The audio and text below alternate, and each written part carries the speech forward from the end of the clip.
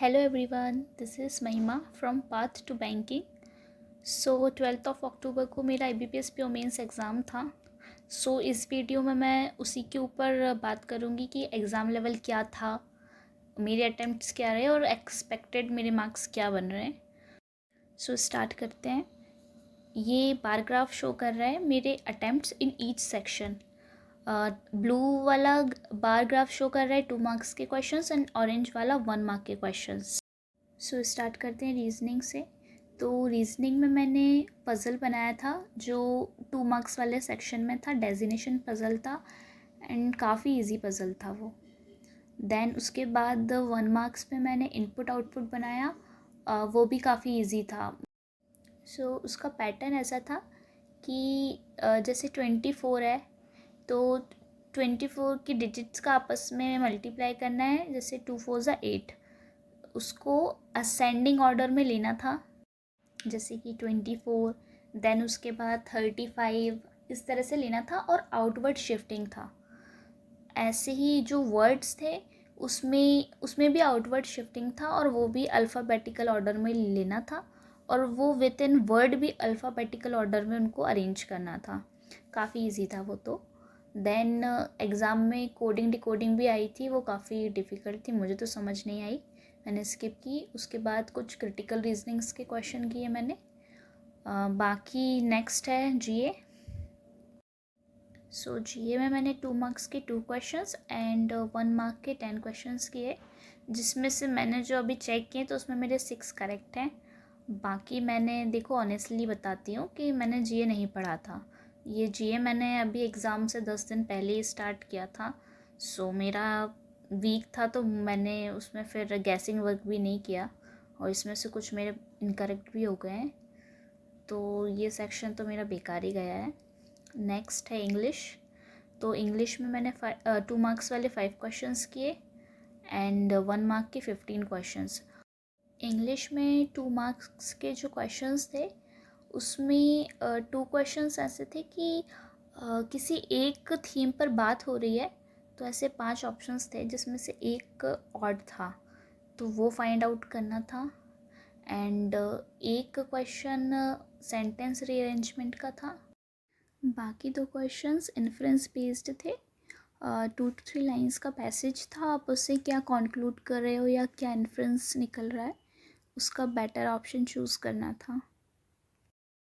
Then मैंने 1 mark में cloze test किया एंड फिलर्स के क्वेश्चंस किए. मतलब फिलर्स ऐसे थे कि एक पैसेज था, उसमें 3 to 4 फिलर्स थे और सभी में एक ही वर्ड आना था.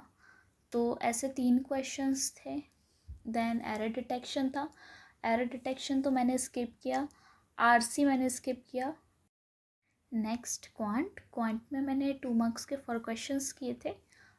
जो टेबल था एक, उसमें कुछ क्वाड्रेटिक इक्वेशन वगैरह थी, तो वो मैच करने थे. नंबर सिस्टम और अलजेब्रा बेस्ड थे वो. एंड 1 मार्क में डीआईज थी, वो मैंने बनाई सारी. इजी थी काफ़ी. और हाँ, 2 मार्क में क्वेश्चन मेंसुरेशन का था, वो काफ़ी इजी था. वो perimeter of rectangle and square के ऊपर था. बहुत इजी क्वेश्चन था वो तो. बाकी 1 मार्क में 2 क्वाड्रेटिक इक्वेशन आई थी, वो भी इजी थी एंड दोनों के आंसर नो रिलेशन आ रहे थे. एंड सीरीज़ के क्वेश्चन थे, इजी था. उसके बाद जो 3 डीआई थी वो भी काफ़ी इजी थी. डीआई के क्वेश्चंस भी काफ़ी इजी थे.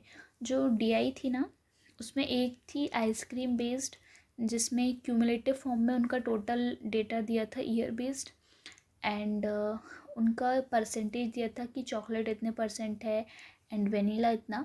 तो वो वेरिएबल फॉर्म में दिया था और वेरिएबल को सॉल्व करने के लिए उन्होंने 2 क्वाड्रेटिक इक्वेशन दी थी, तो वो इजी था काफ़ी.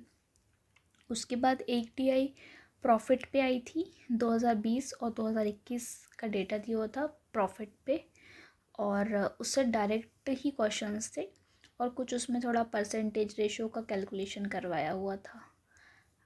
थर्ड डीआई थी alcohol and non alcohol based, जिसमें अल्कोहल में boys girls and non alcohol में बॉयज़ गर्ल्स ऐसे दिया हुआ था, तो वो भी काफ़ी डुएबल थी। मैंने तीनों DI बनाई थी।